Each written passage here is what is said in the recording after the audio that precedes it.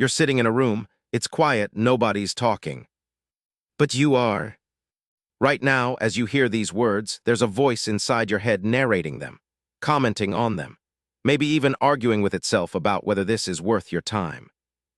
That voice, that constant inner narrator running beneath your every waking moment, you've never once chosen to turn it on. You've never been given a switch to turn it off. It just speaks. All day, every day. From the moment you open your eyes until the moment sleep finally pulls you under. And here's what should stop you cold. You don't even know whose voice it is. Let's start with something simple, something you did when you were 3 years old. When you were a toddler, you talked out loud. Constantly, not to anyone in particular. Just talking, where's the red block? I'm putting it here. That's too high. You narrated your own actions like a tiny sports commentator broadcasting to an empty room. Your parents probably thought it was cute. Maybe they told you to use your inside voice. But a Soviet psychologist named Lev Vygotsky thought it was something far more important. In the 1930s, Vygotsky watched children talk to themselves during play. He noticed something strange. The kids who talked out loud the most during tasks actually performed better. They solved problems faster. They made fewer errors. The talking wasn't a distraction. It was the mechanism. Vygotsky called this private speech, and he proposed something radical. That talking out loud to yourself wasn't a quirk of childhood that fades with maturity. It was the origin of thought itself. He argued that every single inner voice you carry today started as that toddler speaking to nobody in a living room. Over time, the external voice got quieter. It moved inward. First, it became a whisper beneath your breath. Then it became completely silent, but it never stopped. Your inner monologue is just the ghost of a child who used to speak out loud. Now here's where it gets strange. You'd think that inner speech would just be regular speech minus the sound, like reading a book silently instead of out loud. Same words, same structure, just no volume. It's not even close. Charles Fernyhough, a psychologist at Durham University, spent years studying what inner speech actually sounds like inside your head. And his findings were surprising. Inner speech isn't a clean, polished narration. It's fragmented, compressed. It skips words. It jumps between topics without transitions. It's less like reading a novel and more like glancing at a handful of sticky notes. Think about it. When you're deciding what to eat for lunch, you don't think, I believe I shall prepare a sandwich because I am experiencing moderate hunger. You think something like, sandwich, yeah, kitchen, and somehow that's completely sufficient. Your inner voice speaks in shorthand. It trusts itself to fill in every gap. Fernyhough found that only about a quarter of inner speech is full, grammatical sentences. The rest is fragments, impressions, condensed meaning compressed into shorthand symbols. It's as if your brain has developed its own private language that's faster than anything you could ever say out loud. But why? Why does your brain talk to itself at all? Think about the last time you made a difficult decision. Maybe it was choosing between 2 job offers. Maybe it was deciding whether to say something honest to someone you love. Whatever it was, I'd bet anything that you didn't silently weigh the options like a computer processing data. You argued with yourself. Part of you said one thing, another part pushed back. You rehearsed what you'd say. You imagined the other person's face. You ran 3 scenarios and panicked at all of them. That's not just thinking. That's a full conversation happening inside your own skull. And this is one of the most important functions of inner speech. Self-regulation. Your inner voice is your executive control system. It's the voice that says, don't eat that. Focus. Wait. You promised yourself you'd go to the gym. It's the part of you that monitors your behavior in real time and holds you accountable to your own standards. Without it, you'd be almost entirely reactive. Stimulus in, impulse out. No pause, no reflection, no second thought. The inner voice is your second thought. Here's something that might unsettle you even more.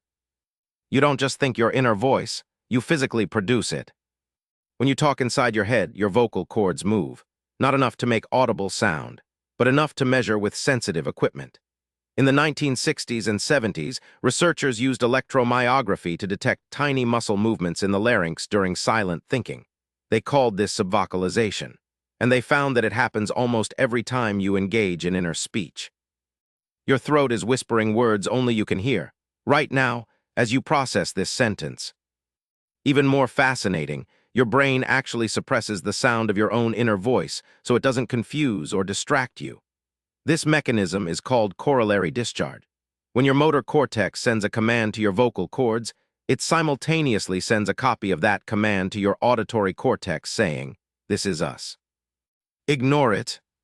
It's the same reason you can't tickle yourself.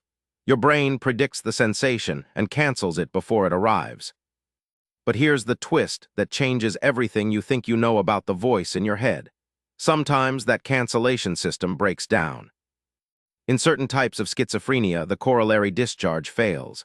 The brain stops filtering out the self-generated voice signal, and when that happens, people hear their own inner speech as if it's coming from somewhere outside them. An external voice, a stranger speaking directly to them. This doesn't mean inner speech causes hallucinations, but it means the difference between thinking in your head and hearing a voice is far thinner than you ever imagined. The neural machinery is nearly identical. The only difference is a tiny brain signal that says, "This is you." When that signal fails, the self becomes unrecognizable to itself.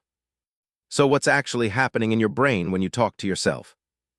Neuroimaging studies have shown that inner speech activates the same core language regions as speaking out loud.